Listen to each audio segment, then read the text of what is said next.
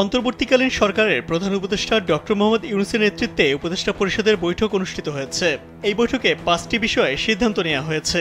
মন্ত্রিপরিষদ বিভাগ থেকে পাঠানো এক সংবাদ বিজ্ঞপ্তিতে এ তথ্য জানানো হয়। বিজ্ঞপ্তিতে বলা হয়, মৎস্য সুরক্ষা ও সংরক্ষণ সংশোধিত অধ্যাদেশ ২০২৫-এর খসড়া নীতিগত ও চূড়ান্ত অনুমোদন দেওয়া হয়েছে।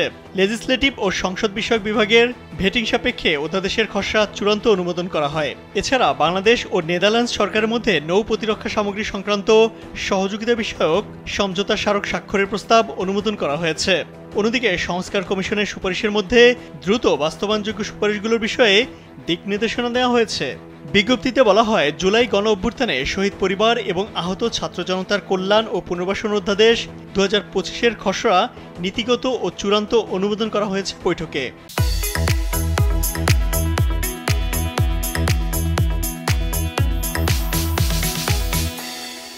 খসড়াটি লেজিসলেটিভ ও সংসদ বিষয়ক বিভাগের ভেটিং সাপেক্ষে চূড়ান্ত অনুমোদন করা হয়েছে।